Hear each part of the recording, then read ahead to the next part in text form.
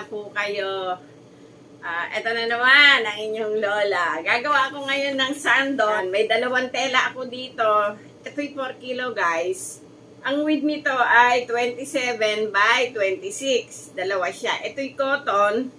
Ito ay spandex naman. Per kilo ito guys. At ang timbang nito ay 1/4. At ang presyo niya ay 25 pesos lang. Itong dalawang ito. Yan. Tapos, lalagyan natin ng pattern bago ko po siya tabasin. At ipapiping ko lang ito guys. Kasi ang benta ko lang ng ganito ay 50 pesos lang. Guys, ito yung tela natin. Hinati ko. Yan. Ito yung kalahati. At ito ay hahatiin din natin.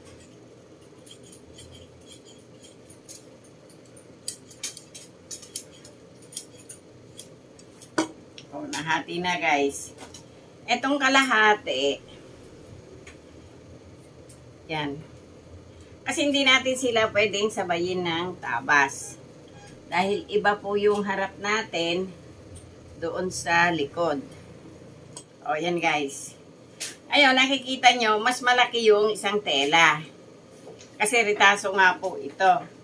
O, etong kukunin natin, ito yung front, ito yung back. I-fold nyo muna po yung back.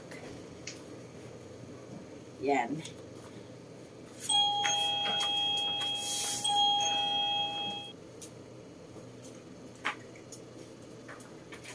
Oh guys.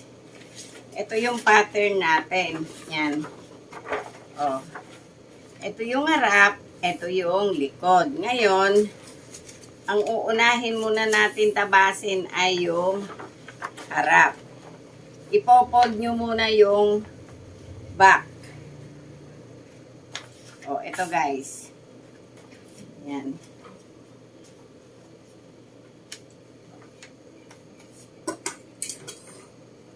Ngayon, pag nagtabas kayo dito at spandex, pagdating dito sa neck, mag-allowance kayo ng 1/4. Kakainin nyo ng piping. Kasi pag sinagad nyo, lalaki yung liig ng sando nyo.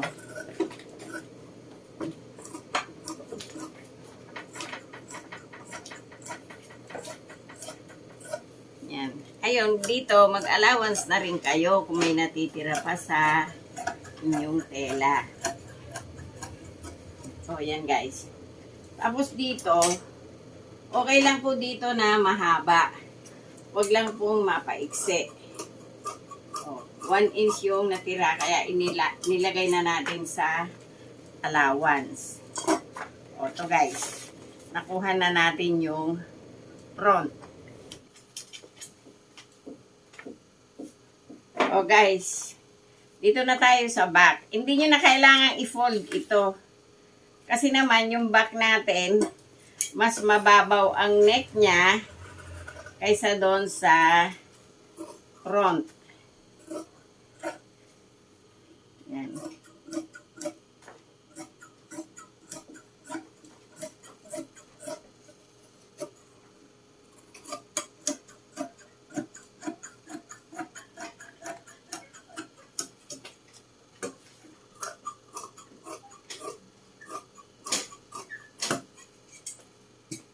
O yan guys, tahiin na natin yung ating sando. O guys, ito na yung sando natin. In-overlock ko na yung shoulder niya. Yan, bago natin isalang dito. Pero itong sa neck, hindi ko binuo kasi dadaan ito sa straight machine. Dudugtungin natin yung piping.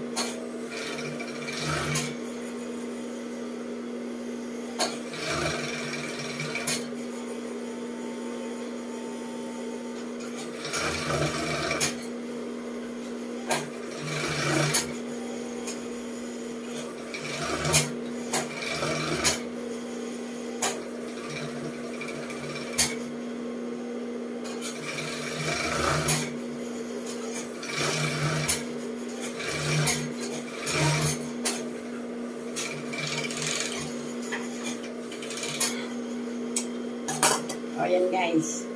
Napipingan na natin yung pinaka-neck. Dito na tayo sa kilikili.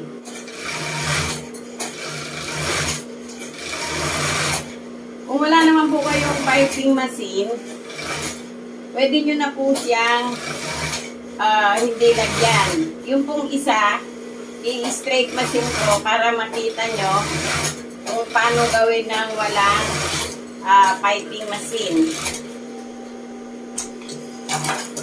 Kaya dalawa po yung ginawa ko para kung may piping machine, okay lang naman po ito. Ngayon kung wala, papakita ko po sa inyo kung paano nyo siya lalagyan ng tupi.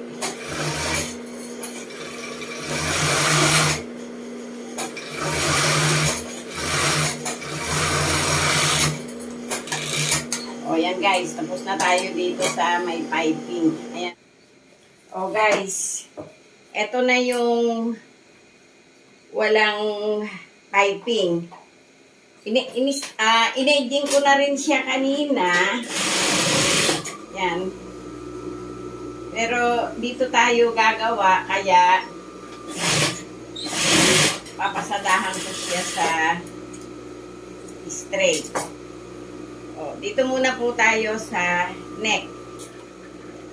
Ito po, napasadahan na natin. Ngayon, ito, i-fold mo ng isang maliit. Pag cotton lang ito pwede guys ha. Pag yung spandex, pagka cotton na PC, hindi po pwedeng gawing ganito.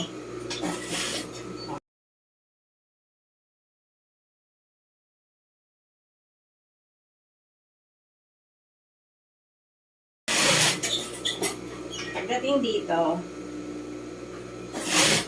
ilabas nyo na dito. Idapa nyo na yung balikat.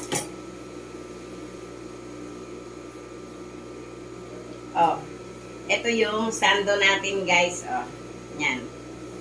Oh, dito na tayo sa kilikili guys. Yan, i-fold nyo ng 1/4. Idapa nyo ng 1/4.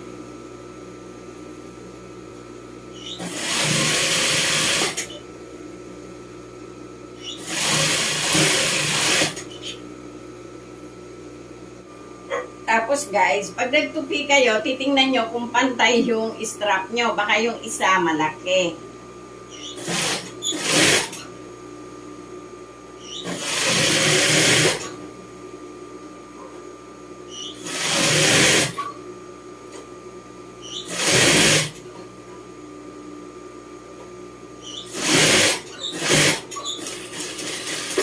O yan guys, natapos natin yung leeg, yung dalawang tabi.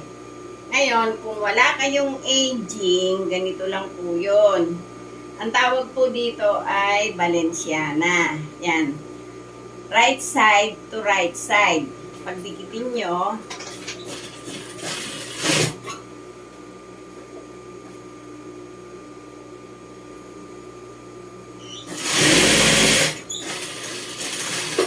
o yan, napagdikit nyo na yung karayagan sa karayagan.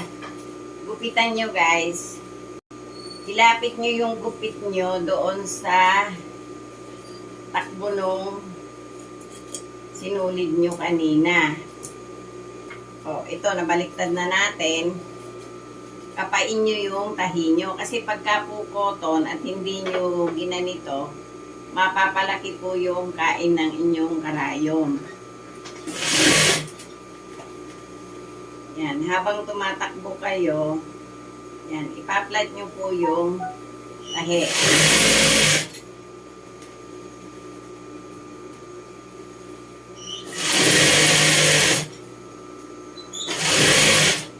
Yan, pagdating dito, maglalak kayo.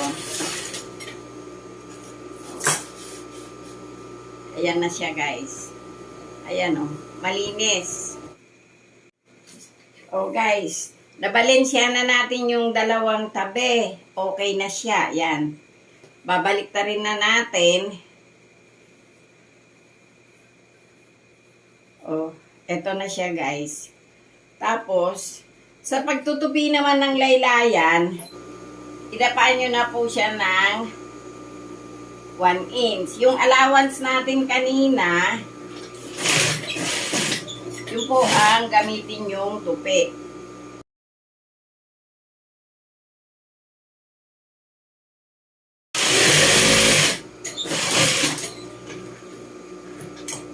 O, ito guys, tapos na yung sando natin na hindi kailangan ang aging.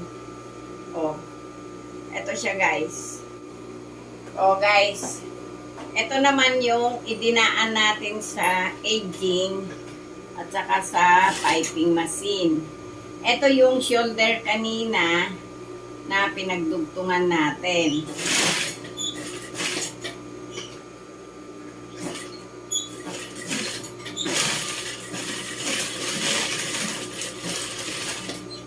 Oh, ito siya guys. Nilak ko muna bago natin idaan ulit doon sa aging. Ngayon, yung kilikili nito, ito guys, dugtungin muna natin dito. Ayan.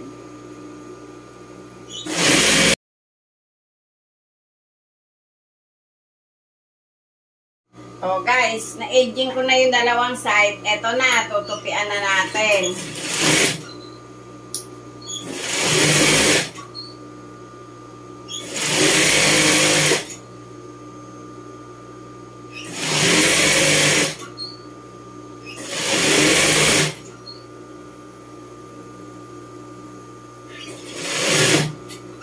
Guys, ayan yung isa sa sando natin.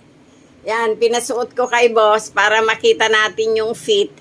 Yan, pwede siya sa malusog. Pwede rin sa medyo hindi malusog. Ayan, yung isa naman. O guys, ayan yung checkered na ang ginamit natin ay piping machine.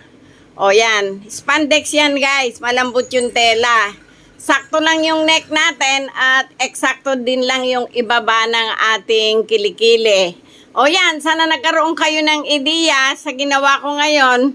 Madali lang gawin ito guys. Sa halagang 12 pesos and 50 centavos, meron na kayong isang sandong ganito. O yan, sana huwag niyong kalimutan mag-subscribe, mag-like, pakishare na rin guys. At sa mga nanonood, thank you!